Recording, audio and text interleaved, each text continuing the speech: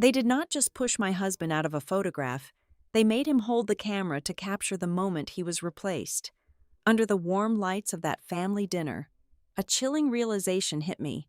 This was no accident. They had been preparing to cut us out of their future for a long time. Their biggest mistake was thinking I would just smile, stay silent, and sign whatever they put in front of me. My name is Reese Patterson. I am 38 years old, and I am the eldest daughter of the Patterson family.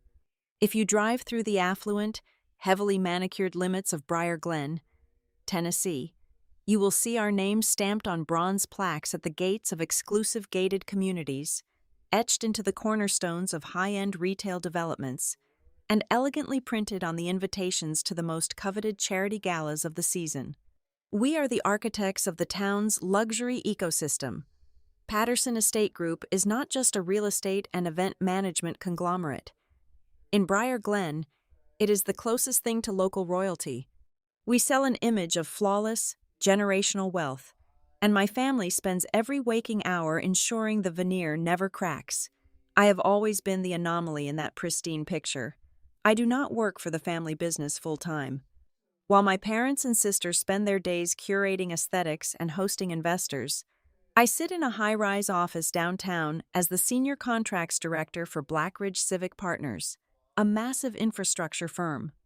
My daily life does not revolve around picking the right linen napkins for a botanical garden fundraiser. Instead, I spend my time hunting for trapdoors in 100-page municipal agreements. I am paid a very high salary to read the fine print, to calculate liability, to anticipate disaster, and to smell a lie disguised as a promising clause from 50 miles away. I live in a world of concrete risks and binding consequences. This background has made me fiercely analytical, perhaps a little cynical, but above all, deeply observant. I read people the exact same way I read a subcontractor's indemnity agreement. I look for what is deliberately left out. My husband, Owen Mercer, is 39 years old. When I met him in our late 20s, he was a sports photojournalist, a man who spent his life running up and down the sidelines of college football stadiums, capturing the exact fraction of a second when a game was won or lost. He thrived in chaos, but carried an immense, grounding quietness inside him. Eventually, the travel wore him down, and he transitioned to running a highly successful boutique photography studio. Owen is not a loud man. He does not wear watches that cost more than a car, and he does not drop names at cocktail parties to establish his territory. He is fundamentally kind, remarkably patient, and possesses a core of self-respect that is entirely unshakable. He does not need the room to look at him to know he has a right to stand in it. We have been married for 11 years. Our life together is the sanctuary I built away from the exhausting theatricality of the Patterson name. We do not live in a sprawling, multi-acre estate funded by my family's trust. We bought a beautiful, historic, 4-bedroom house on a quiet, tree-lined street using our own money. We do not host lavish, catered mixers for local politicians. We host small dinners in our backyard, with real friends who laugh loudly and drink moderately priced wine. Our marriage is not a showpiece. It is a solid, enduring structure. Owen and I are the kind of couple who can communicate entire paragraphs of thought across a crowded room with a single shift of our eyes. I love him fiercely because he is the only truly real thing in my life. My mother, Lillian Patterson, views Owen through a lens of aristocratic pragmatism. To her, he is not a son-in-law to be cherished. He is an accessory that unfortunately does not match her carefully curated ensemble. Lillian has never been overtly cruel to Owen. She has never raised her voice at him, nor has she ever insulted his profession or his background to his face. She is far too refined for vulgarity. Instead, she employs a weaponized, insufficient politeness.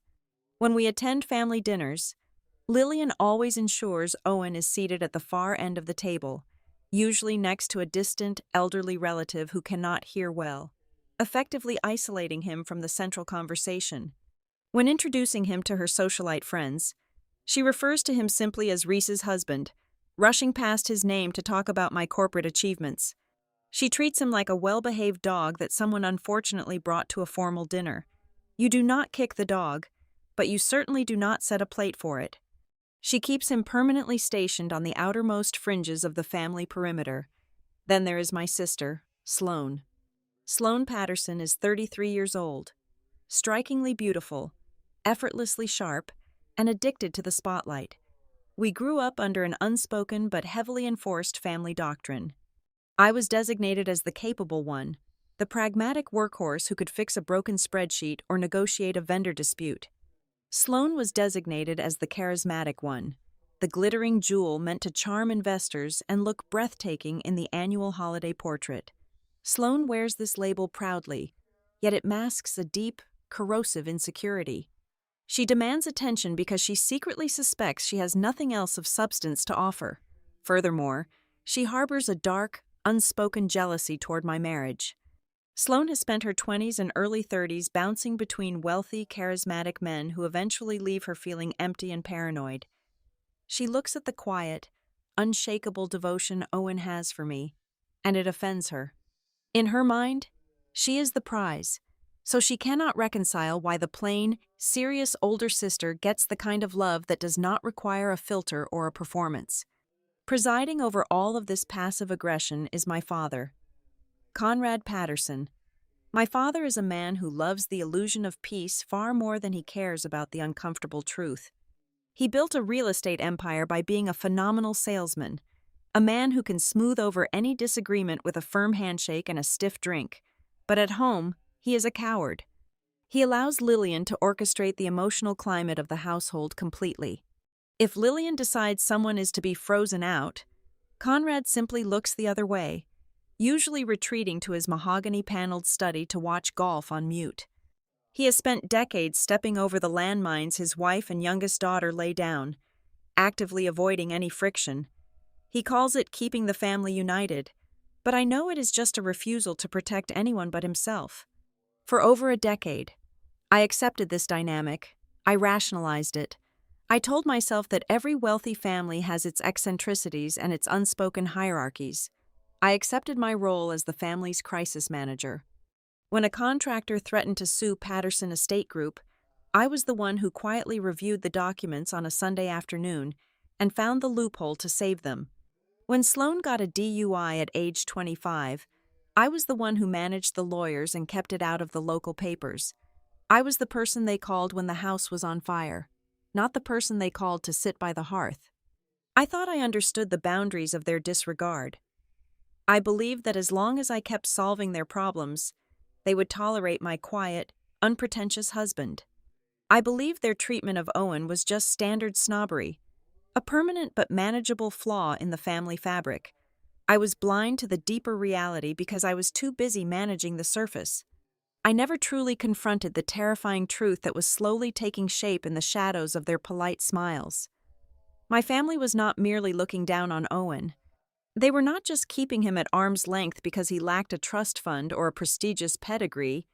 The casual dismissals, the forgotten invitations, the deliberate physical distancing at family events were not isolated incidents of bad manners. They were the preliminary steps of an active phase-out. I thought I was so brilliant at reading the terms of an agreement. Yet I completely missed the addendum my own family was drafting behind my back. They were methodically preparing the ground, waiting for the perfect moment and the perfect candidate to arrive. They were getting ready to replace my husband with a face that fit their brand, and they fully expected me to simply step aside and facilitate the transaction.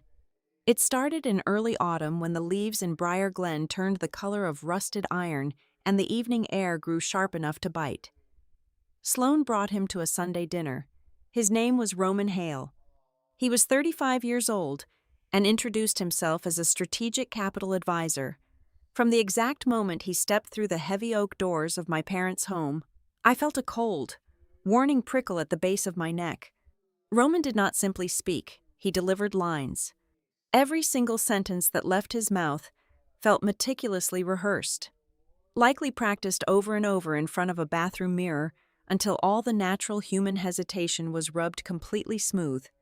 He was incredibly tall, built like a man who spent exactly 2 hours every single day with an expensive personal trainer, and he wore custom-tailored suits that draped flawlessly over his shoulders without a single wrinkle.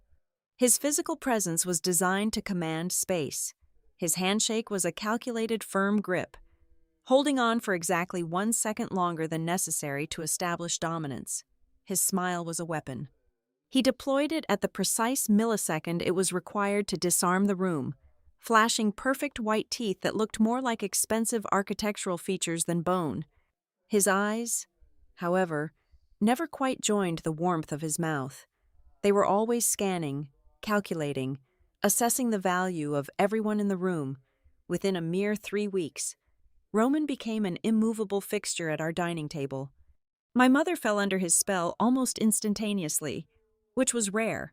Lillian usually treated Sloane's previous boyfriends with a polite, freezing indifference, viewing them as temporary distractions.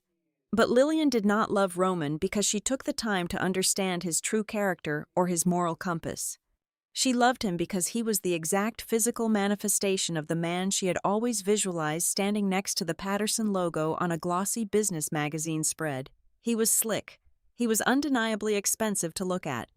He radiated the distinct manufactured scent of new money, aggressive ambition, and corporate power.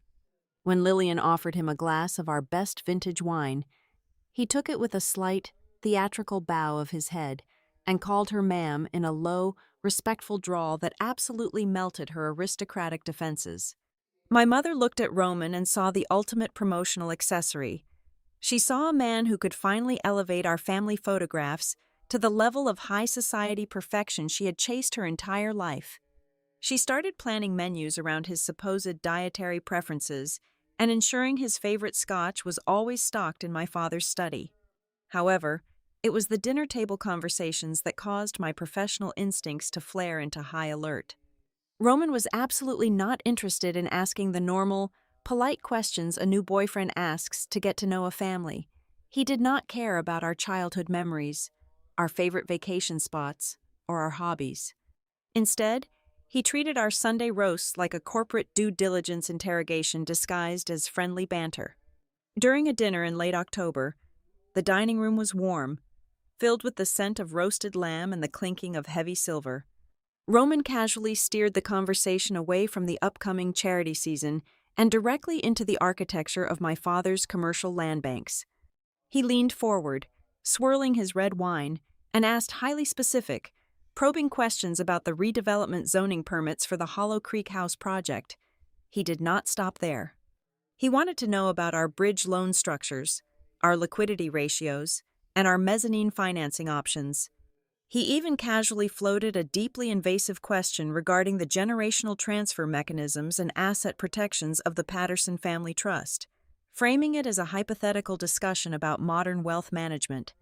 I sat across the table from him, slowly slicing my meat, listening to him dig into our financial foundation with the cold precision of an auditor. When I finally cut into the conversation, keeping my voice perfectly level, I pointed out that his questions were highly technical and rather inappropriate for a casual family meal. I expected someone, anyone, to back me up and change the subject. Instead, the entire table turned against me in perfect unison. My father chuckled nervously, smoothing his linen napkin and looking down at his plate, eager to avoid the sudden tension. He poured himself another glass of wine and muttered something about Roman just having a good business mind. Sloane shot me a venomous, triumphant glare from across the floral centerpiece, her posture rigid with defense. My mother swiftly intervened, placing her hand gently over Roman's forearm to comfort him. She looked at me with deep, theatrical disappointment and announced to the room that Roman was merely showing a serious, protective interest in Sloane's future. They completely reframed his aggressive financial interrogation as profound romantic devotion. They made me the bitter, paranoid villain for locking the front door while they were eagerly handing a complete stranger the keys to the family vault. Owen noticed the unnatural rhythm of it all, too. My husband spent years of his life observing human behavior and raw emotion through a camera lens. He possesses a flawless, quiet radar for inauthenticity. Roman seemed strangely fixated on Owen, but absolutely not as a future brother-in-law. Roman treated Owen like a hired media consultant providing free services. After dinner one evening, while the rest of the family moved to the drawing room for coffee, Roman cornered Owen out on the cold patio. Roman held a crystal tumbler of scotch and insisted on reviewing the old Patterson marketing portfolios that Owen had helped shoot many years ago. Roman spent 45 solid minutes interrogating Owen about lighting setups and focal lengths. He specifically asked Owen which camera angles best projected a dominant, wealthy family brand image to outside investors. He wanted to know how to stand to look like a visionary leader on camera. Owen told me about this interaction later that night as we drove back to our quiet house in the dark. He gripped the steering wheel, keeping his eyes on the road, and noted that Roman was not looking at those legacy photos to admire the family history. Roman was studying them like a stage actor, figuring out exactly where to stand to catch the brightest spotlight. Roman wanted to know how to maximize his own visual real estate within our legacy. He was actively plotting his physical takeover of the frame, learning the exact angles to manipulate the Patterson image for his own benefit. Simultaneously, Sloane launched an aggressive, relentless public relations campaign disguised as a whirlwind romance. Her social media feeds transformed overnight into a heavily curated stream of calculated moments with Roman. There were dozens of photos of them clinking crystal champagne glasses at high-end charity auctions, posing in front of leased private jets they did not own, and walking through Patterson development sites wearing hard hats that looked far too clean to be real. She captioned these posts with pretentious phrases like, "The future looks aligned and building the empire together." The comments section was flooded with validation from Briar Glen elites, which only fed her delusion. None of it felt like genuine love to me. It reeked of a desperate performance. It was a calculated attempt to broadcast a power couple narrative to the entire town, establishing his authority and cementing his place in the hierarchy before he had even earned a single ounce of trust. Despite the glaring red flags waving frantically in my face, I kept my mouth shut. I maintained my position on the periphery, watching the charade unfold. I continuously reminded myself that a man being overly confident, impeccably dressed, and intensely ambitious was not a punishable crime in the corporate world I inhabited. My daily job at Blackridge Civic Partners required me to suspect everyone of fraud, so I blamed my own profession for my deep mistrust of Roman. I forced myself to swallow my instincts. I relied on my logic, telling myself I was just being a cynical older sister actively looking for flaws in a man who simply wanted to impress my difficult, demanding family. I chose to stay silent, preserving the fragile peace my father loved so much. I held on to that silence tightly, right up until the annual winter gala, the exact night when all my quiet, lingering suspicions violently transformed into a real, bleeding wound. That night proved beyond a shadow of a doubt that his flawless charm was merely the anesthetic they used before making the first, brutal cut. The Winter Legacy Dinner was held on the second Saturday of December. The venue was the crown jewel of the latest Patterson residential project, a sprawling 10,000-square-foot model home situated on a snowy ridge overlooking the valley. Every inch of the property was meticulously staged to project an image of untouchable, multi-generational prosperity. A string quartet played softly in the grand foyer. Waiters in pristine uniforms carried heavy silver trays holding glasses of champagne that cost $150 a bottle. I walked through the towering double doors, bracing my shoulders, mentally preparing myself for a long, exhausting night of rigid posture and empty corporate pleasantries. My husband walked quietly beside me. Owen wore a flawlessly tailored charcoal suit. He carried a bottle of 20-year-old reserve bourbon wrapped in dark velvet as a gift for my parents. He looked handsome, grounded, and entirely out of place in a room designed specifically to make people feel small and inadequate. The evening unfolded with a sickening predictability, but the social temperature had shifted drastically since the autumn dinners. My mother glided across the heated marble floors, her arm looped tightly through Roman's. She introduced him to the mayor, to the regional bank executives, and to our primary construction partners. Her voice carried over the classical music, ringing with an aggressive, territorial pride.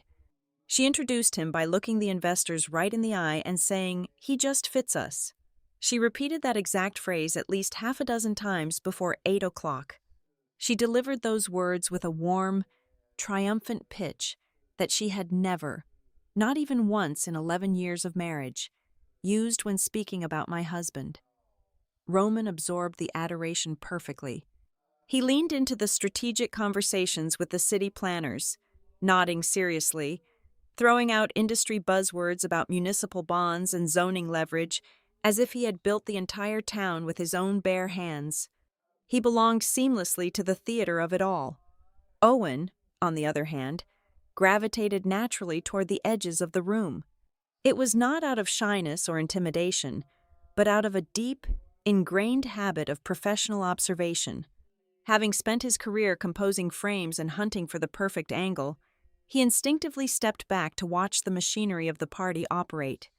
He stood near a massive floor-to-ceiling window, quietly analyzing the way the amber chandelier light interacted with the dark winter glass.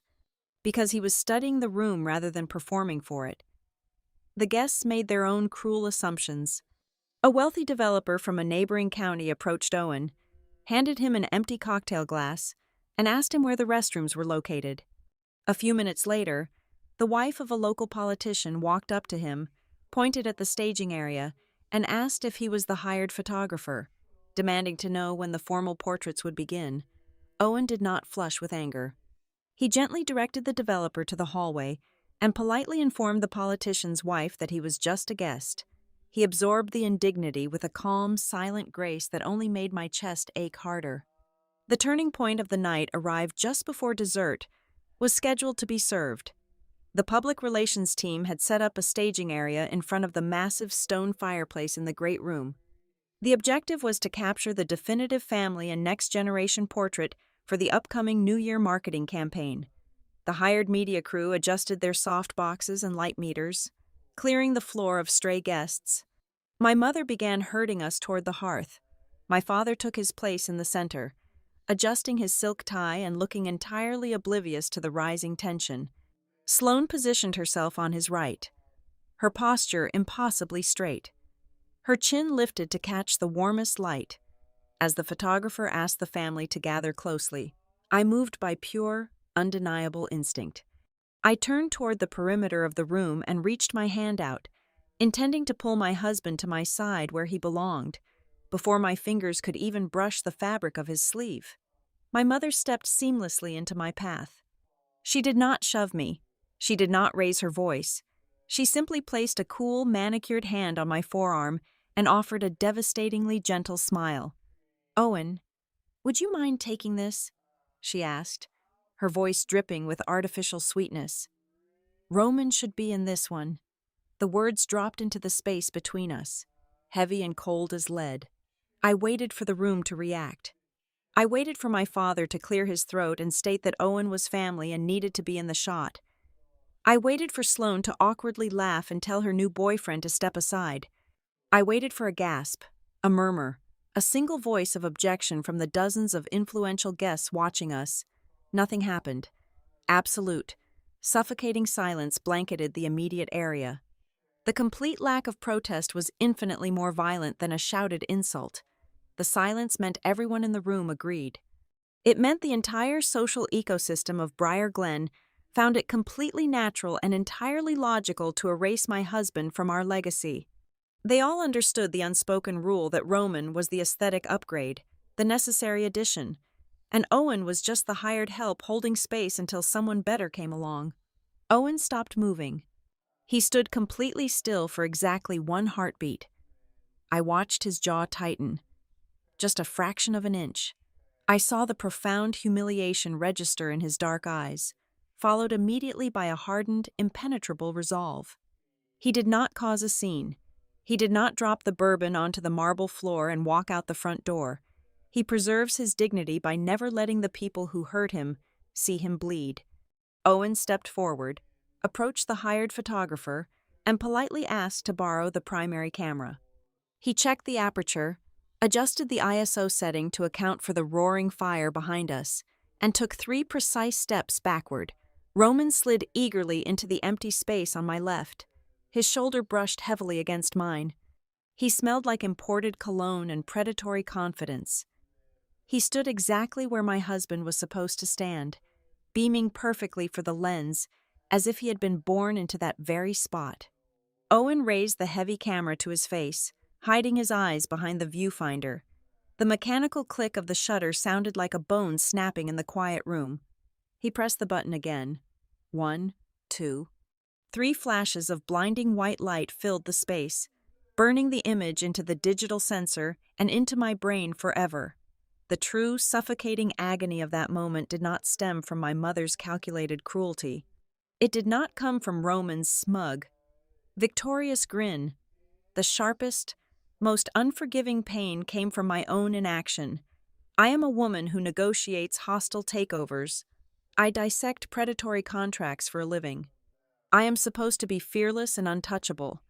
Yet, trapped under the blinding lights of that fireplace, paralyzed by a lifetime of toxic conditioning and the desperate, pathetic urge to keep the family peace, I did nothing. My feet felt as though they had been nailed to the floor. I let my arm drop uselessly to my side. I looked straight into the lens. I stood perfectly still and allowed my husband to become the cameraman for his own public execution. The drive away from the model home was entirely devoid of sound. The heater in our sedan hummed softly, fighting off the biting December chill, but the air inside the cabin felt completely frozen. I sat rigidly in the passenger seat, my hands folded tightly in my lap, staring blankly at the dark asphalt illuminated by our headlights. I waited for the explosion. I waited for Owen to slam his palm against the leather steering wheel, to curse my mother, to demand an explanation for my pathetic paralysis in front of the fireplace, but the explosion never came. Owen drove with absolute, terrifying precision. His breathing was even. His profile was relaxed in the dim glow of the dashboard. He did not speed, nor did he grip the wheel with white knuckles. He drove the speed limit exactly. That profound, unshakable calm shattered me worse than any screaming match ever could. His composure was not an act of suppression. It was the quiet resignation of a man who had finally accepted a terrible truth. About 10 miles outside the city limits, on a desolate stretch of road lined with dormant oak trees, he eased the car onto the gravel shoulder. He shifted the gear into park. He left the engine running, the headlights carving a path into the darkness ahead. He did not turn to face me immediately. He just looked straight ahead into the night. When he finally spoke, his voice was remarkably soft, devoid of any malice or sarcasm. "I am not upset about the photograph," he said, letting the words hang in the quiet car. "I am upset that your family finds me close enough to serve them, but not close enough to stand beside you." The words felt like a physical blow to my chest. He did not accuse me, but his statement held a mirror up to my entire marriage. Staring at his steady hands resting in his lap, I experienced a violent, cascading realization. This was not an isolated incident. My mind raced backward through our 11 years together, cataloging every single paper cut I had previously dismissed as harmless friction. I remembered the holiday dinners where he was asked to carve the turkey in the kitchen while the men drank scotch in the study. I remembered the charity auctions where he was tasked with holding the coats while my father networked with developers. I had spent over a decade rationalizing their behavior, convincing myself it was just their specific brand of thoughtless entitlement. I lied to myself because confronting the reality meant acknowledging my own complicity. I had let them turn the man I loved into their personal attendant.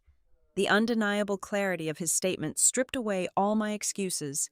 I could not pretend anymore. We drove the rest of the way home in silence. I did not try to touch his arm or offer empty apologies. Words felt entirely useless against the weight of what had just transpired. Later that night, unable to sleep, I sat alone in our dark living room. The clock on the wall read 2 a.m. I opened my laptop and navigated to the official social media page for the family enterprise. There it was, uploaded just 3 hours prior. The professionally edited, high-resolution image glowed brightly on my screen. The composition was flawless. My father stood tall, My mother looked impeccably regal. Sloane beamed with arrogant triumph, and Roman stood intimately close to me, his shoulder overlapping mine, projecting the exact image of a unified, powerful dynasty. Below the image, the caption read, "The people shaping our next chapter." There was no mention of the photographer. There was no acknowledgement of the man who had actually framed the legacy they were so desperate to project. My husband had been surgically excised from the narrative as if he had never existed at all. The post already had over 2,000 likes and dozens of comments from local elites praising the beautiful family vision. The following morning, I waited until exactly 9 in the morning to make the phone call. I sat at my home office desk, sipping black coffee, and dialed my mother's private line. She answered on the second ring, her voice bright and energized from the success of the previous evening. I did not exchange pleasantries. I asked her directly why she forced Owen out of the family portrait. Lillian sighed heavily into the receiver, the kind of exaggerated, theatrical sigh a parent uses when dealing with an unreasonable toddler. "Reese, please do not start this morning with unnecessary drama," she said, her tone dripping with patronizing dismissiveness. "It is merely a photograph. Tell Owen not to be so sensitive. He knows we appreciate him in his own way, but Roman simply fits the brand image better. We have major investors looking at our portfolio this quarter, and we need to project a certain caliber of unified strength. Roman looks the part. Owen understands how visual marketing works." She spoke about my husband as if he were an outdated piece of lobby furniture that needed to be swapped out before a corporate inspection. I ended the call without saying goodbye. Less than an hour later, my phone vibrated. It was my father. Conrad never called unless Lillian dispatched him to smooth over a rough edge she had created. His voice was low, coded in that false, soothing cadence he used to close difficult land deals. "Listen, kid," he started, entirely bypassing any acknowledgement of the disrespect. "Your mother is just focused on the business transition. Roman has a lot of momentum right now. Let us not stir up an already beautiful week over some bruised egos. We are a family. We need to stay focused on the bigger picture." The bigger picture, that was his ultimate shield. Sitting in my quiet house, listening to my father beg me to abandon my husband's dignity just to maintain his own domestic peace, something fundamental broke inside me. Conrad was not calling to apologize. He was calling to manage me. He was asking me to swallow the humiliation so he would not have to deal with my mother's displeasure. I hung up the phone and placed it face down on the desk. I am a woman who fixes things. My entire life, my primary value to the Patterson family had been my utility. I reviewed their commercial leases for free, saving them tens of thousands of dollars in billable legal hours. I drafted the risk assessment protocols for their new developments. I edited my father's keynote speeches to ensure he sounded like a visionary rather than a salesman. I quietly connected Sloane with municipal zoning board members to fast-track her pet projects. I was the invisible architect of their security. I provided the invisible safety net they constantly took for granted. I stood up from my desk. I walked to my filing cabinet and pulled out the thick, leather-bound folder containing the preliminary contracts for the Hollow Creek House redevelopment, a massive project they desperately needed me to review before Monday morning. I walked into the kitchen and dropped the entire folder straight into the trash can. I returned to my desk, opened my email client, and systematically canceled my upcoming introductory meetings with the regional bank executives. Those were men who only took my father's calls because they trusted my personal risk assessments. I permanently deleted the shared drive containing the master draft of my mother's upcoming charity gala speech. A speech I had spent 3 weeks polishing so she would not sound hopelessly out of touch with the local middle class. I formally removed myself as a secondary administrator on their corporate compliance software, immediately stripping away my oversight of their vendor contracts. I severed every single invisible thread of professional and legal protection I had meticulously woven around them over the past decade. If they genuinely believed Roman was the brilliant, strategic savior they had been waiting for, they could let him do the tedious reading, the complicated writing, and the heavy legal lifting. They could let the man who looked so perfect in a tailored suit defend them against aggressive municipal auditors. For the first time in my 38 years of life, I was not consumed by fiery, blinding anger. Anger is loud. Anger is messy. Anger makes you reckless and emotional, which is exactly how my family expected me to react, so they could easily label me as the unstable, jealous older sister. I did not feel hot. I felt entirely, terrifyingly cold. The kind of cold that settles deep into your bones and clears your mind with absolute, razor-sharp precision. I realized that throwing a tantrum would accomplish absolutely nothing. Demanding an apology from people incapable of remorse was a complete waste of breath.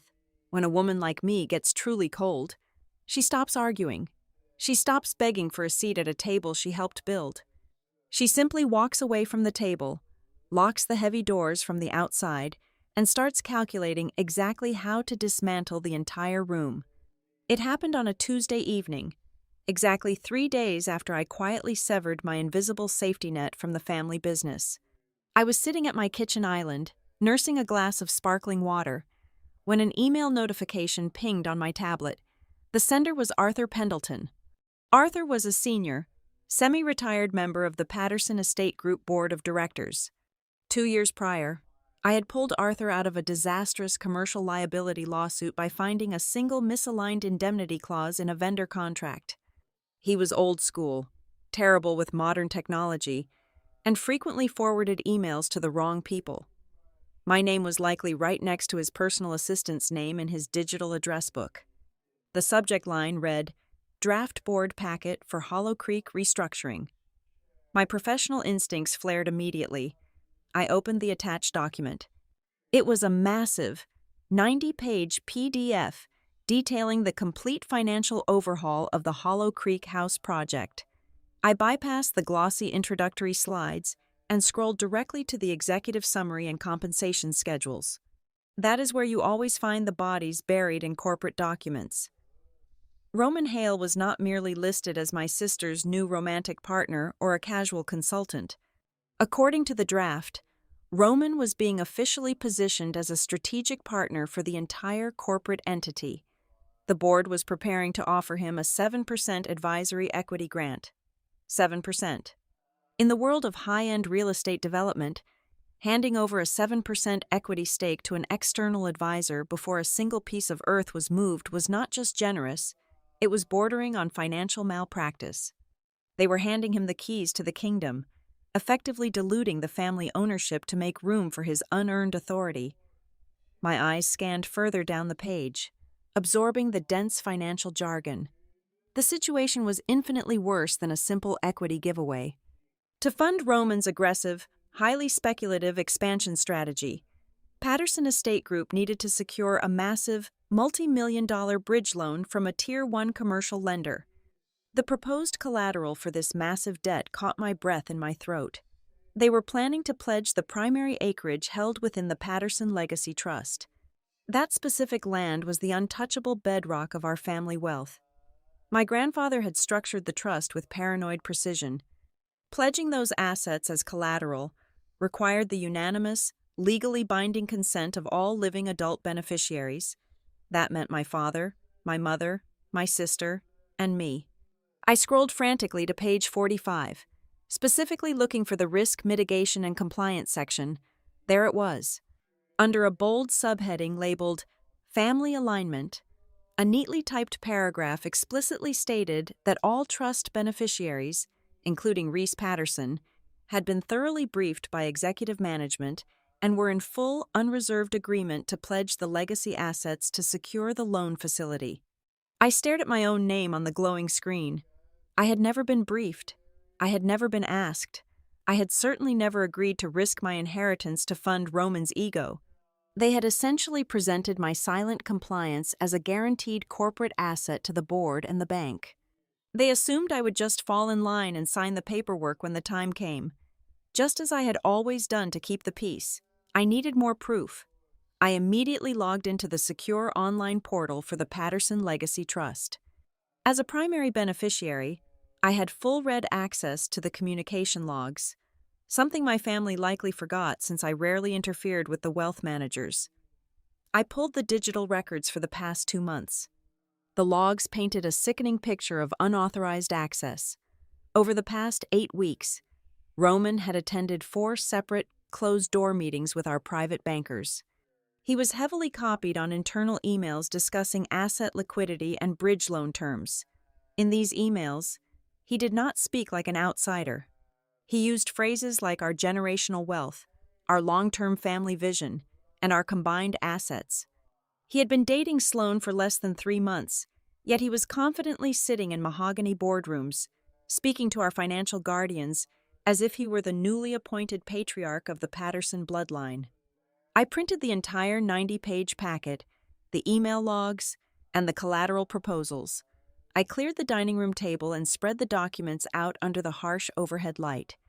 Owen walked in from his home studio a few minutes later, wiping a lens cloth on his jeans. He stopped when he saw the sea of paper covering the mahogany wood. I did not say a word. I simply slid the printed copy of Roman's investment pitch deck across the table toward him. It was a separate attachment from the email, a glossy, high-resolution presentation titled Roman Hale Track Record and Vision, designed to prove his past successes to the Patterson board. Owen picked up the packet. His eyes, trained by decades of looking for the truth in a frame, immediately caught something wrong. He flipped past the text-heavy pages and focused entirely on the project photographs. Roman claimed to have spearheaded several massive commercial renovations across the Sunbelt. Owen stopped on page 12. It was a full-bleed image of a sleek, ultra-modern hotel lobby featuring a massive, cascading water feature and custom ambient lighting. Roman claimed this was his crown jewel project in Atlanta. Owen stared at the image for a long time. The muscles in his jaw tightened. He placed the paper down gently, turned around, and walked back to his studio. He returned 2 minutes later carrying his heavy, shockproof external hard drive. He plugged it into my laptop, opened his master archive software, and typed a few keywords into the search bar. He clicked on a folder dated 5 years ago. He opened a raw, uncompressed image file and turned the laptop screen toward me. It was the exact same photograph of the Atlanta hotel lobby. It was not similar, it was identical. Owen had been hired by a prominent architectural firm 5 years ago to shoot their award-winning interior design portfolio. Roman had taken my husband's intellectual property. He had horizontally flipped the image, aggressively cropped the bottom right corner to eliminate Owen's professional watermark, and applied a heavy color grading filter to make the lighting look slightly different. Roman was using my husband's actual talent to build a fake empire. Owen leaned over the table and began scrutinizing the rest of the pitch deck with cold, clinical precision. Once you see the first lie, the rest of the illusion falls apart quickly. He pointed out faint pixel distortions along the edges of construction site photos, where other corporate logos had been hastily and unprofessionally erased. He identified at least 3 other images as standard, purchasable stock photos that had been heavily manipulated to look like proprietary development sites. Roman Hale was not a brilliant strategic capital advisor. He was a phantom. He was a professional con artist carefully constructing a fortress out of stolen bricks, forged timelines, and plagiarized photography. And he was doing it all while wearing a custom suit and drinking my father's expensive scotch. I sat back in my chair, the cold leather pressing against my spine. The air in the room felt incredibly still. The devastating humiliation Owen had endured at the winter dinner suddenly made perfect, terrifying sense. It was not just an impulsive act of snobbery from my mother. It was not just a thoughtless slight. It was a necessary, calculated maneuver in a much larger war. My family was actively clearing the deck. They needed Owen entirely out of the frame because his mere presence as a professional visual artist was a direct threat to Roman's fabricated visual history. They needed me marginalized and compliant, so I would not look too closely at the financial documents draining our trust. They were perfectly willing to push my husband out the door and leverage my future, all to make room for a charming parasite who validated their obsessive need for a flawless, wealthy aesthetic. They were handing over the entire Patterson legacy to a thief, simply because the thief knew exactly how to smile for the camera. The most instinctual response to discovering a massive, orchestrated fraud is to scream. Human nature demands an immediate, fiery confrontation. Most people would have stormed into the Patterson Estate Group headquarters, slammed the plagiarized pitch deck onto the mahogany boardroom table, and demanded an audience. They would have yelled. They would have pointed fingers. I did none of those things. I knew exactly who I was dealing with. If I confronted my mother and my sister with the raw evidence of their profound gullibility, they would not apologize. Narcissism does not operate on logic. It operates on self-preservation. Lillian and Sloane would have instantly closed ranks around Roman, fiercely defending him simply to protect their own fragile egos. They would have accused me of fabricating the evidence out of spite. So, I chose silence. I let them continue to believe they were the smartest people in the room. I let them think my sudden distance was merely a sulking retreat. While they celebrated their new corporate savior, I quietly went to work building a guillotine. On Wednesday morning, I hired Naomi Voss. Naomi was a ruthlessly efficient trust attorney based in Nashville, entirely outside of my father's local sphere of influence. She possessed a terrifying reputation for dismantling complex familial wealth structures. I did not hire her to negotiate. I hired her to excavate. I instructed Naomi to quietly pull every single legal filing, side letter, and preliminary agreement connected to the Patterson Legacy Trust over the past 6 months. Simultaneously, I retained Mara Ellison, a forensic accountant who specialized in corporate fraud and phantom entities. I handed Mara the printed pitch deck and gave her one clear directive. I told her to trace every single dollar Roman Hale claimed to have generated, to cross-reference every limited liability company he had ever registered, and to map out the exact legal structure he was attempting to build within my family's company. I gave them both unlimited billable hours to map the entire minefield before I took a single step. Then, I executed my first overt maneuver. It was not a phone call. It was a formal, heavily formalized piece of paper. I had a courier deliver a certified legal letter directly to the executive suite of Patterson Estate Group, addressed to the board of directors and copied to their primary lenders. The letter was a masterpiece of cold corporate detachment. It stated clearly that effective immediately, Patterson Estate Group was strictly prohibited from using my name, my professional title, or my corporate affiliations in any internal or external documents, loan applications, or pitch materials without my express, written, and notarized consent. The impact of that single letter was immediate and devastating. For over a decade, my family had used my sterling professional reputation as a silent guarantor. When banks saw my name listed under family alignment, they assumed the deal was thoroughly vetted and completely safe. By legally withdrawing my name, I pulled the foundational pillar out from under their new, risky bridge loan. Panic began to ripple through their executive offices. Without my implicit endorsement, their compliance department suddenly had to do their own due diligence, a task they were entirely unequipped to handle because I had always done it for them. While the corporate side of my family began to stagger, Owen executed a flawless, quiet strike of his own.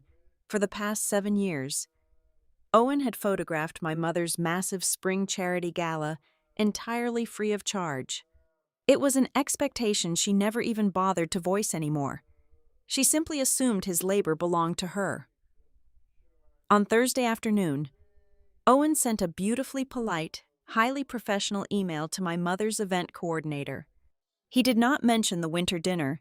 He did not express a single ounce of anger. He simply stated that due to his expanding studio schedule, he would not be able to offer complimentary coverage for the upcoming spring gala. Attached to the email was a standard, itemized invoice detailing his corporate day rate, his editing fees, and his equipment rental costs, totaling exactly $8,500. He noted that if they wished to retain his services, a 50% non-refundable deposit was required within 5 business days. Lillian viewed this standard business practice as an act of profound personal treason. In her mind, the peasantry had just handed the Queen a bill. She refused to call Owen directly, too outraged to speak to him. but the silence from her end was deafening. Sloane, however, could not contain her venom. My phone began lighting up with a barrage of text messages late Friday night. She accused me of orchestrating Owen's invoice just to ruin my mother's mood. She called me petty. But it was her fourth message that accidentally handed me the exact emotional closure I needed. "You are just doing all of this because you are insanely jealous," Sloane wrote. "You are furious because for the first time in my life, I have a man who actually matches the vision of this family. Roman belongs at the center of the table. You should have known Owen never fit the picture." I read the text twice. She had just confessed in plain written text.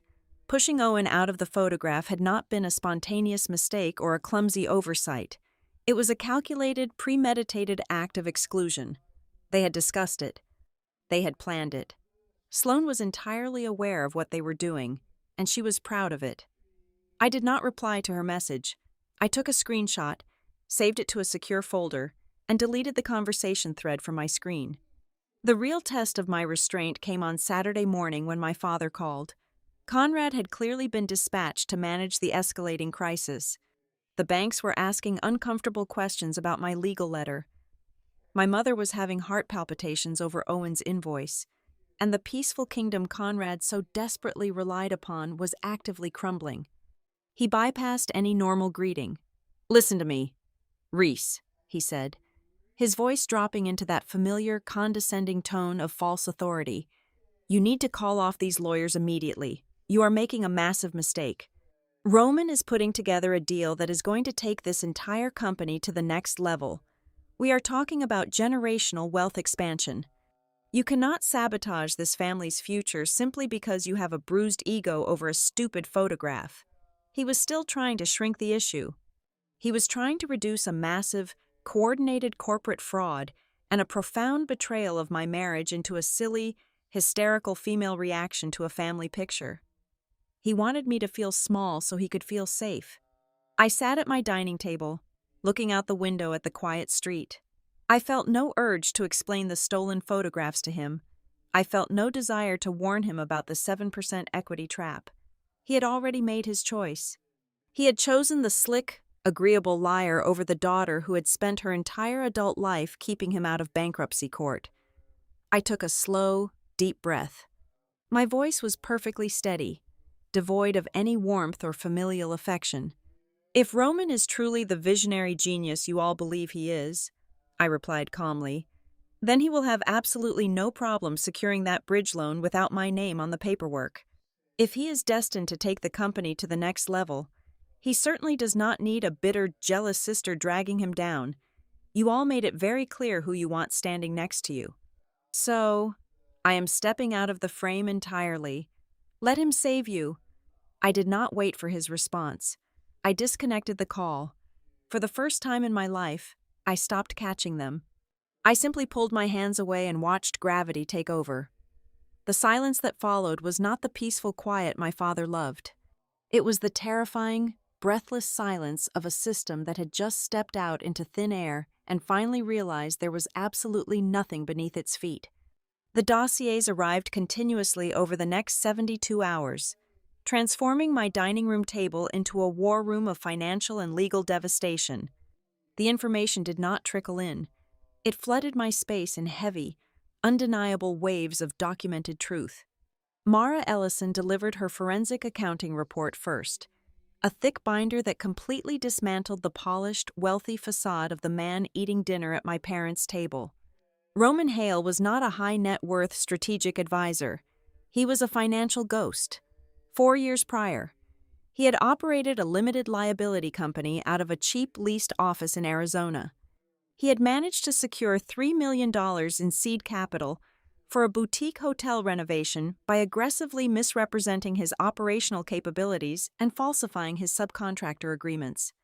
When the project inevitably imploded, leaving an empty concrete shell and unpaid crews, the primary investors sued him for gross negligence and fraud.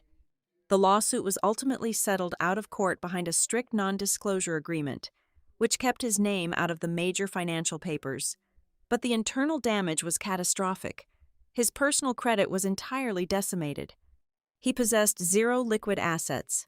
He was heavily leveraged, running from quiet debts, and desperately hunting for a wealthy host to absorb his failures. My family was not his new business venture. They were his latest mark. Less than 24 hours later, Naomi Voss sent her legal findings via a secure encrypted file. Her discoveries regarding the Patterson Legacy Trust escalated the situation from a corporate scam to a massive, immediate legal liability. Roman had not simply been sitting quietly in the corner during those private banking meetings. According to the internal loan officer memos Naomi had legally subpoenaed, Roman had actively directed the negotiations for the new bridge loan. When the senior underwriters pushed back on the collateral requirements, specifically asking for the legally mandated signatures of all living trust beneficiaries, Roman deployed a calculated verbal forgery. He explicitly assured the bank executives that the eldest daughter, meaning me, had already provided enthusiastic agreement in principle. He claimed my formal signature was merely a logistical formality that would be delivered before the close of the quarter. He was actively using my spotless professional reputation as a counterfeit currency to borrow tens of millions of dollars. While the lawyers traced the money, my husband systematically dissected the visual lies. Owen spent his evenings in his studio, working under the glow of 3 massive, high-resolution monitors. He stripped the metadata from every single image in the pitch deck Roman had presented to the board. The final autopsy of that portfolio was clinical and absolute. Owen proved that 3 of the massive commercial property renovations Roman claimed as his own crowning achievements actually belonged to a highly respected, mid-sized architectural firm based out of Chicago. Roman had simply stolen the images from their public website.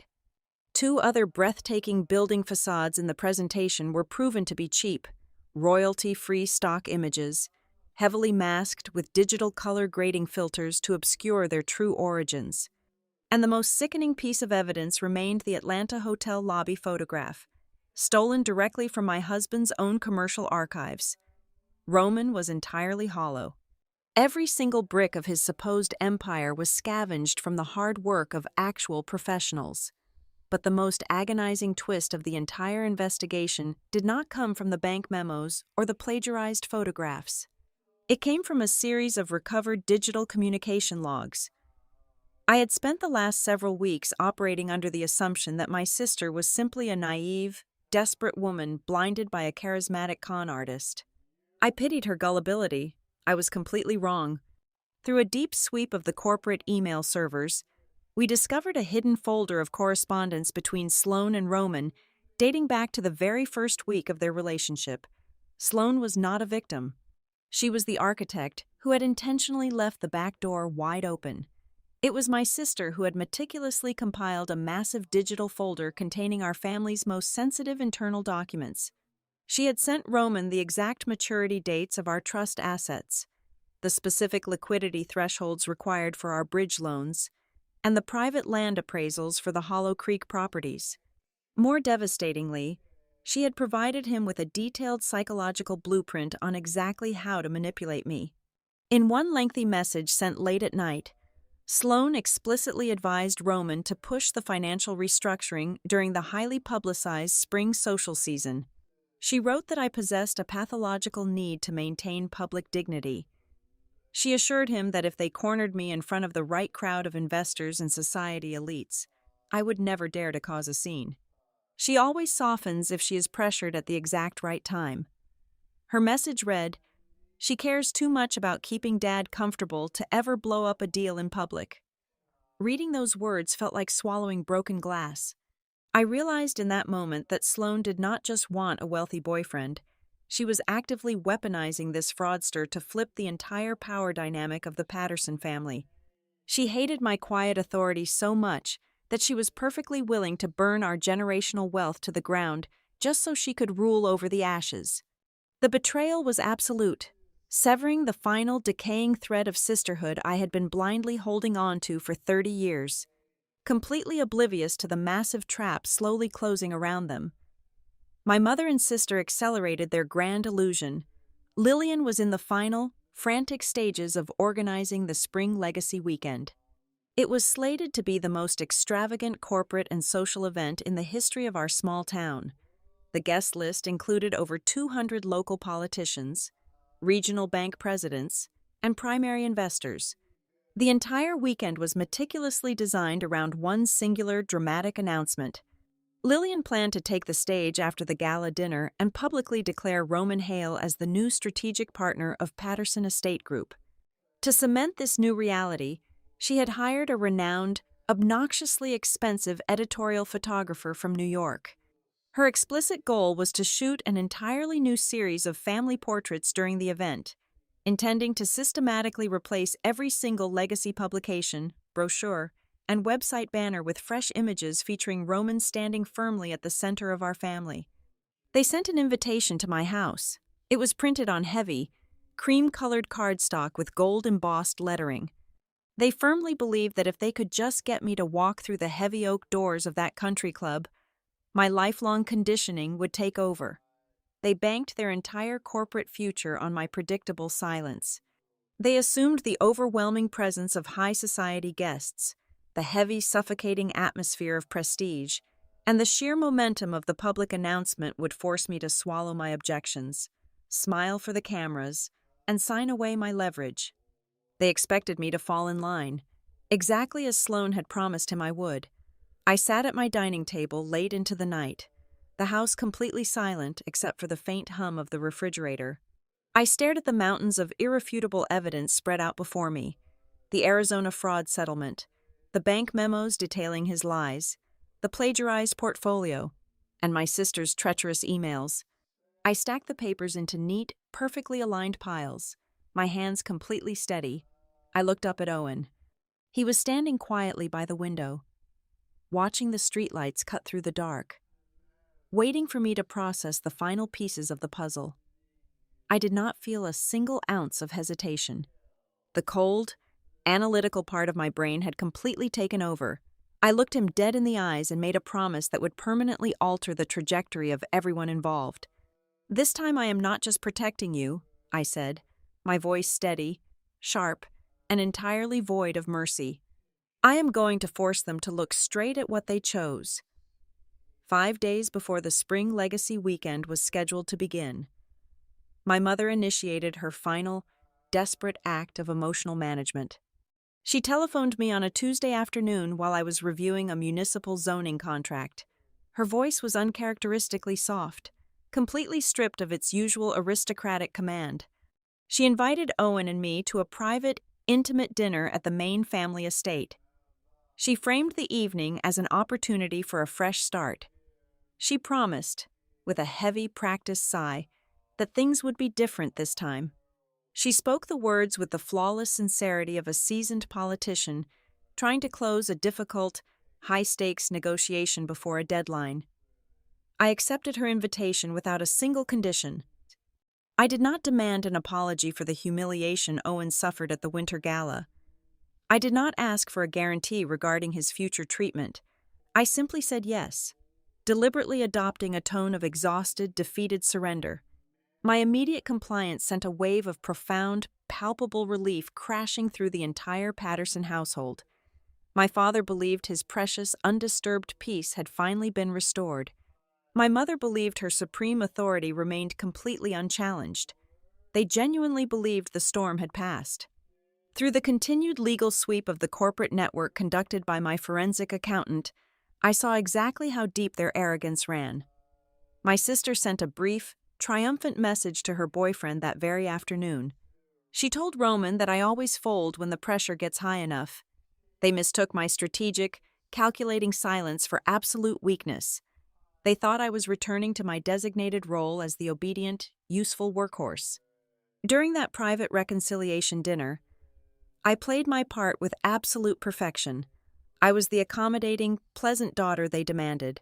I complimented the roasted duck. I politely asked Roman about his fictional golf handicap, listening intently as he spun elaborate lies about playing exclusive courses in California. I allowed my father to dominate the conversation with his hollow philosophies on generational wealth and corporate legacy. I offered absolutely no resistance. I did not correct their assumptions. I did not challenge Roman's fabricated business credentials. This is the most dangerous kind of silence a person can wield. It is the silence that convinces your opponent they have won the entire war before the final battle has even commenced. I sat across from them, slowly sipping my red wine, watching them toast to their brilliant, lucrative future. I thoroughly enjoyed the warm, comfortable illusion I had explicitly built for them. I let them feel safe, knowing that the higher they climbed into their delusion, the more devastating the impact would be when I finally removed the foundation. While my family was busy selecting the perfect floral arrangements and finalizing the catering menus for the grand announcement, my legal team executed a devastating, invisible strike against their financial architecture. On Thursday morning, Naomi Voss formally served a highly classified legal notice directly to the primary trustee of the Patterson Legacy Trust. The document was an absolute masterpiece of legal barricading. It mandated an immediate, indefinite freeze on any and all decisions involving the use of legacy assets as financial collateral. The injunction did not merely suggest a pause, it demanded a full halt, explicitly citing credible, documented evidence of gross misrepresentation and predatory corporate structuring. By freezing the trust, Naomi effectively cut the main artery of Roman's massive bridge loan. Without the legacy land to act as a guarantee, the Tier 1 banks would immediately freeze all capital distribution. The entire development project was now secretly bleeding to death, and the executives at Patterson Estate Group were entirely unaware that their financial heart had just stopped beating. I did not stop at paralyzing the trust. A public execution requires credible, impartial witnesses who cannot be manipulated by my mother's social tears or my father's false diplomacy. Acting entirely within my authority as the senior contracts director, I formally invited two highly respected, independent members of the Patterson Estate Group Board of Directors to attend the weekend gala. These were strict, uncompromising men whose sole professional loyalty was to the fiduciary health of the company. I framed their invitations under the extremely dry bureaucratic guise of witnessing a governance transition. It was a mundane administrative phrase that I knew my mother would completely ignore. Lillian was entirely consumed by the editorial lighting setup and the seating charts. She barely glanced at the finalized guest list, completely failing to realize I had just positioned two impartial judges in the front row of her carefully orchestrated theater. She thought she was inviting an audience to applaud her genius. She did not know I had invited a jury to convict her.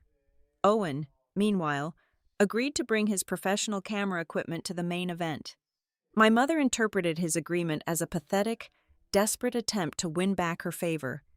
She assumed he was finally willing to provide his free labor just to remain in the periphery of her wealthy orbit. She believed she had successfully trained him to accept his lowered status. She was spectacularly wrong. Owen was not packing light meters and softboxes to capture her triumph. He spent Friday evening carefully loading his heavy, reinforced gear bags with a very different kind of arsenal. Inside his sleek black cases, resting right next to his high-resolution camera bodies, was the complete, undeniable copyright dossier. He packed perfectly printed, high-gloss comparisons of Roman's plagiarized pitch deck alongside the original, time-stamped raw files. He included the legally binding commercial licenses, proving his absolute ownership of the images Roman had stolen. He was bringing the raw digital proof required to publicly strip the thief of his stolen armor right in the middle of the ballroom. The final piece of the puzzle arrived late Friday night, less than 24 hours before the grand event was set to begin. I was sitting alone in my dark living room, finalizing the sequence of events in my mind, when my personal cell phone illuminated with an incoming message from an unknown number. It was not a text from my family or an update from my lawyers. It was an anonymous submission containing a single, high-resolution screenshot. The image was a captured text conversation between Roman Hale and an old associate from his failed Arizona venture. The associate was asking Roman about the progress of his new, wealthy Southern target. Roman's reply was chilling in its arrogant simplicity. He boasted that once the final banking agreements were signed and the trust assets were legally leveraged, He planned to completely cash out before the sisters even realized who truly ran the table. Any normal woman might have felt a surge of blinding rage upon reading those words. She might have felt a profound sense of heartbreak for her manipulated sister and her foolish parents. I felt absolutely none of those things. Staring at the glowing screen of my phone in the quiet dark, I experienced a wave of terrifying, absolute tranquility. I did not feel jealous. I did not feel shattered. I felt an incredible sense of deep, settling comfort. Roman Hale had not just revealed his ultimate endgame, he had personally written his own execution order. He had handed me the final, irrefutable proof I needed to burn his fabricated empire to the ground and force my sister to look at the monster she had invited inside our walls. The trap was completely set. The actors were blindly moving to their designated marks, and the storm was poised to arrive on exactly the right second. All I had to do now was walk into that ballroom and turn on the lights. The evening at Hollow Creek House was suffocatingly flawless. It was a masterclass in manufactured prestige, so beautiful it bordered on the grotesque. Thousands of beeswax candles flickered inside tall glass cylinders, casting a warm, deceptive glow across the newly finished hardwood floors. Waiters glided silently through the crowd, balancing silver trays laden with flutes of imported champagne and delicate culinary creations. The guest list was a concentrated distillation of regional power. Local journalists mingled freely with municipal planners. Tier 1 financial partners stood in tight, hushed circles with community leaders. And the 2 independent board members I had personally invited were quietly sipping sparkling water near the grand staircase.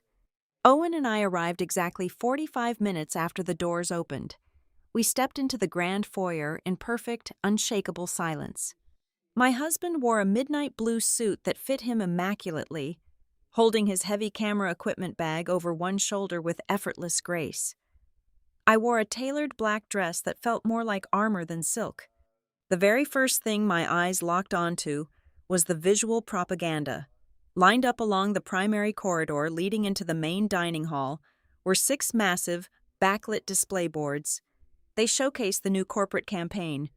The old legacy portraits, the ones where Owen used to stand quietly at the edge, were entirely gone. In their place was the newly orchestrated layout. Roman was positioned aggressively near the center of the frame, standing just a fraction of an inch ahead of my father. He looked like the undisputed heir apparent, a shadow successor finally claiming his stolen throne. Before I could fully process the audacity of the printed displays, Sloane intercepted us. She wore a shimmering emerald gown and a smile so wide it looked painful. As she reached out to touch my arm in a theatrical display of sisterly affection, the ambient room light caught the massive, radiant cut diamond resting prominently on her left ring finger. In a fraction of a second, the true architecture of the evening revealed itself to me. This was never just a corporate announcement. Roman was planning to officially propose to Sloane tonight, likely right after his strategic presentation. He was going to use the overwhelming emotion of a public engagement as an impenetrable shield for his corporate takeover.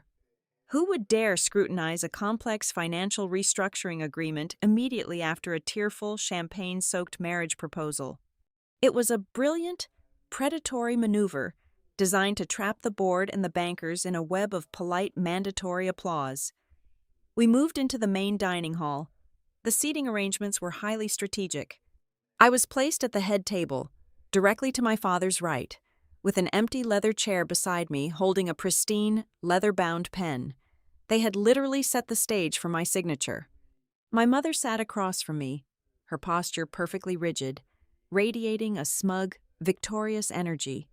She looked at me not with maternal warmth, but with the satisfied relief of a warden watching a rebellious prisoner finally return to her designated cell. She genuinely believed I had arrived to formally surrender. The dinner service concluded, and the room grew quiet as my father approached the crystal podium.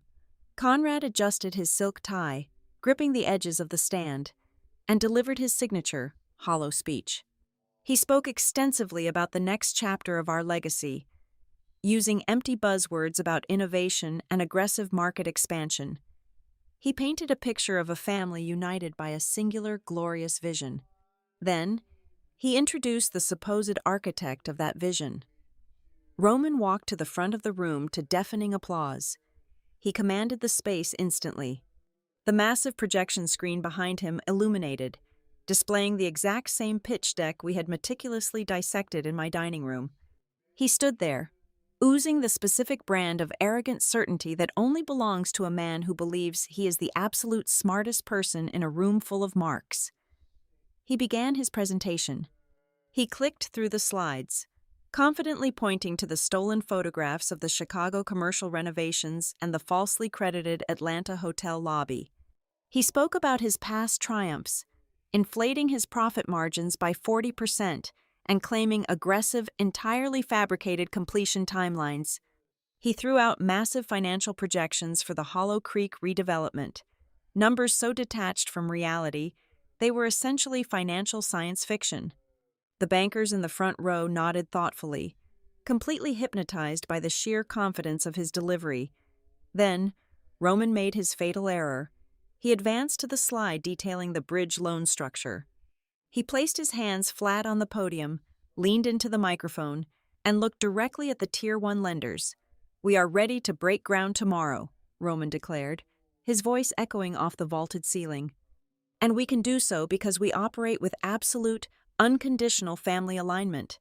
We have the full family support, backed by the entire weight of the Patterson legacy." That was my exact cue. I did not shout.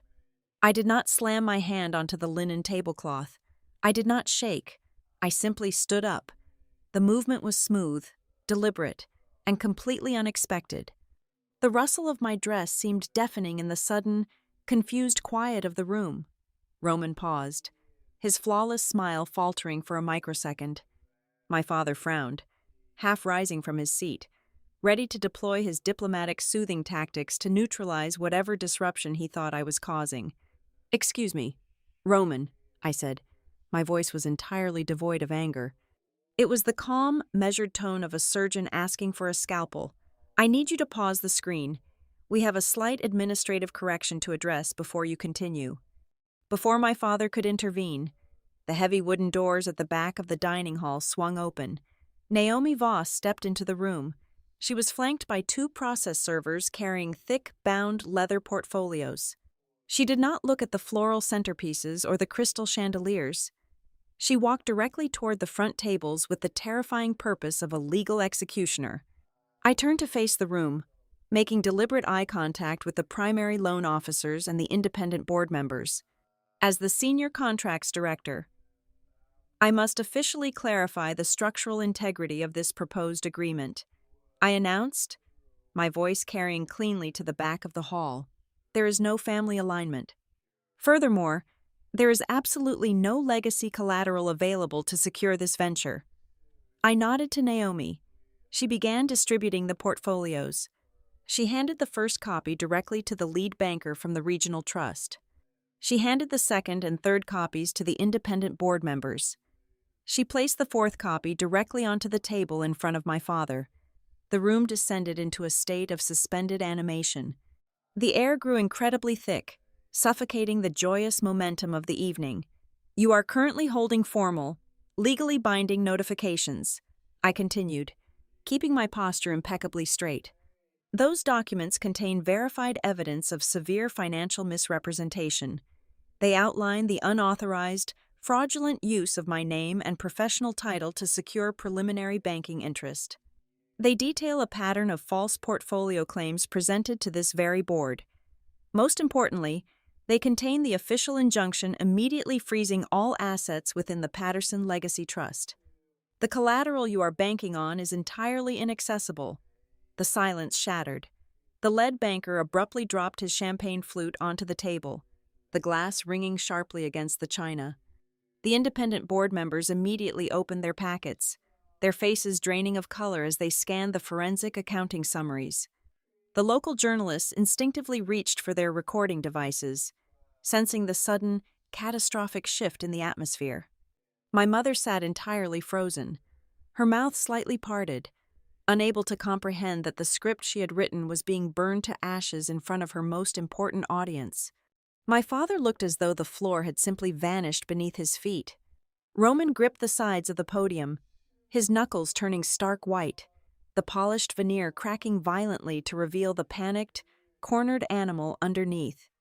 Conrad finally found his voice, a weak, trembling whisper that barely carried over the rising murmurs of the crowd. "Reese, what are you doing? We can fix this quietly." I looked down at him, feeling absolutely nothing but cold, satisfying finality. They still did not understand the magnitude of their mistake. They thought this was the entirety of my retaliation. They thought I was merely blocking a business deal to prove a point about a contract. I turned my gaze away from my father and locked eyes with my sister, whose hand was still resting on the table, the new diamond catching the candlelight. "I am not doing this quietly." "Conrad," I replied, my voice echoing clearly through the microphone Roman had left on the podium. "And you cannot fix it, because the financial fraud is only the opening act. The real blow is coming right now." I signaled Owen with a slight, almost imperceptible nod. Moving with the calm, methodical precision of a professional who has spent his entire life working under extreme pressure, my husband bypassed the frozen executives and approached the master control desk. He unplugged the presentation laptop Roman had been using and connected his own reinforced external drive directly into the primary projection system. The massive screen spanning the back wall of the dining hall flickered black for a fraction of a second before illuminating the room with the blazing, undeniable truth. Gone were the glossy, fabricated slides of Roman's imaginary empire. Instead, a harsh, high-contrast split screen appeared. On the left side was the Atlanta hotel lobby Roman had boldly claimed as his crowning architectural achievement. On the right side was the original, uncompressed raw digital file, complete with the embedded metadata, the exact chronological timestamp from 5 years prior, and my husband's undeniable copyright watermark explicitly burned into the bottom corner. Owen clicked to the next slide, displaying the legally binding commercial licensing contracts and direct email confirmations from the actual architectural firms in Chicago, explicitly stating that Roman Hale had absolutely no affiliation with their past or present developments. Roman opened his mouth, desperately trying to formulate a defense, but the sheer, suffocating volume of indisputable digital proof choked the lies right out of his throat. He had no room to pivot. Before the crowd could even process the stolen photography, Mara Ellison stepped briskly to the microphone. The forensic accountant did not raise her voice. She delivered her findings with the cold, surgical precision of a coroner reading an autopsy report. She publicly outlined the buried Arizona lawsuit that Roman had desperately tried to keep hidden. She exposed how he had aggressively inflated his operational capabilities and relied on wildly fabricated financial projections to bait the regional lenders into a highly toxic, severely compromised venture. She looked directly at the Tier 1 bankers sitting in the front row and explicitly stated that funding this project would constitute an act of gross financial negligence. Naomi Voss immediately took the floor next, her legal authority echoing through the completely silent room. She formally announced to the board of directors and the financial partners that any attempt to utilize the Patterson Legacy Trust as corporate collateral was permanently and indefinitely blocked by a court-mandated freeze. The foundational capital for Roman's grand illusion evaporated into thin air right before his eyes. The massive empire he thought he had conquered was pronounced dead before the waitstaff could even clear the appetizer plates. But the final, most devastating strike belonged entirely to me. I pressed a button on the presentation remote, and the screen shifted one last time to display the recovered internal communication logs.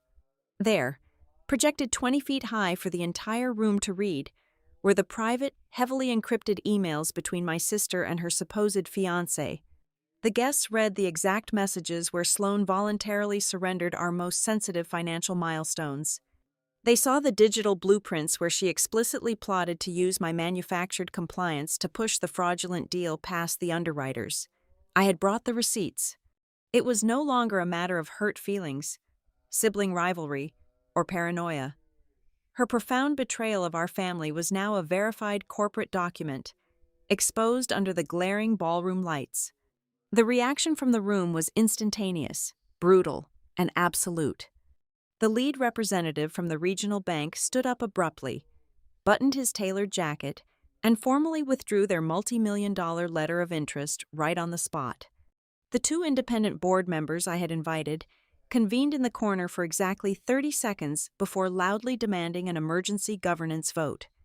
They immediately stripped my father of his executive signing authority on a temporary basis, citing his catastrophic failure in allowing fraudulent materials to be distributed under the official company banner. Conrad slumped deeply into his leather chair, a broken, exhausted man who had finally run out of rug to sweep his massive problems under. The slick, charming facade melted off Roman completely, revealing the cornered, vicious opportunist underneath, his handsome face contorted with an ugly, raw rage. He did not reach out to comfort the woman he was supposed to propose to.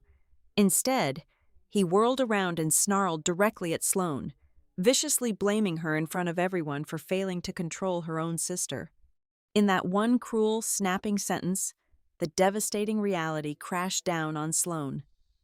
She looked at the giant diamond resting heavily on her finger and finally understood that she had never been a cherished partner. She was simply the master key he needed to unlock the Patterson land vault, and now that the lock was broken, she was entirely useless to him. Total chaos engulfed the dining hall. Journalists were furiously typing on their mobile phones, and furious board members were shouting over one another, amidst the absolute wreckage of her perfectly curated, high society event. My mother panicked. Her brain defaulted to the only defense mechanism she had ever known, controlling the optical narrative. Lillian turned around frantically, her eyes darting past the angry bankers and the fleeing investors, and landed squarely on my husband. Out of pure, blind, toxic habit, she pointed a shaking finger at him and desperately ordered Owen to pick up his camera and take a picture of her and my father, begging him to help her save face with the press. The room seemingly froze as I stepped directly between my mother and my husband. I looked straight into her panicked, terrified eyes. My voice was quiet, but it carried the unyielding weight of a 10-ton steel beam. "He does not work for this family," I said slowly, making sure every single person remaining in the room heard the absolute finality in my tone. "He is my family." I took the heavy camera equipment from Owen's hands and casually handed it to one of the terrified freelance media assistants hovering near the wall. I reached out, took my husband's hand, and walked him directly into the dead center of the staging area, but I did not smile. I held my hand up, signaling the assistant to stop. I announced to the remaining crowd that absolutely no family portraits would be taken tonight, or any other night, until the truth was publicly and entirely acknowledged. Lillian was completely trapped. She had no audience left to manipulate, no glossy corporate facade to hide behind, and no capable daughter left to fix her catastrophic mistakes. Surrounded by the furious investors, the disgusted board members, and the elite society she had spent her entire life trying to impress, my mother had to face the consequences of her cruelty. With her voice trembling, her posture defeated, and her head bowed, Lillian Patterson publicly apologized to Owen Mercer. Her words could not erase a decade of marginalization, but in that agonizing moment, her towering ego was violently dragged down to match the exact level of dignity she had tried to steal from him. I did not burn the Patterson estate group to the ground simply for the fleeting thrill of revenge. I am a builder, not an arsonist. Over the next several months, I spearheaded a ruthless, comprehensive restructuring of the entire corporate governance. Roman was legally excised from every single municipal dealing and vanished from Briar Glen entirely, leaving behind nothing but his debts. I left Sloane to navigate the humiliating wreckage of her own choices, explicitly refusing to shield her from the severe social fallout she had actively engineered. When the new, authorized corporate campaign was finally launched the following spring, the layout was fundamentally different. Standing right beside me, firmly anchored in the exact center of the frame, was Owen Mercer. He was not holding a camera, he was not pushed to the periphery, and he would never, ever be asked to step aside again. Thank you so much for listening to my story. Please let me know where you are listening from in the comments, so we can connect and share our thoughts. And do not forget to subscribe to the Maya Revenge Stories channel, like this video, and support me further by hitting the hype button so this story can be heard by even more people.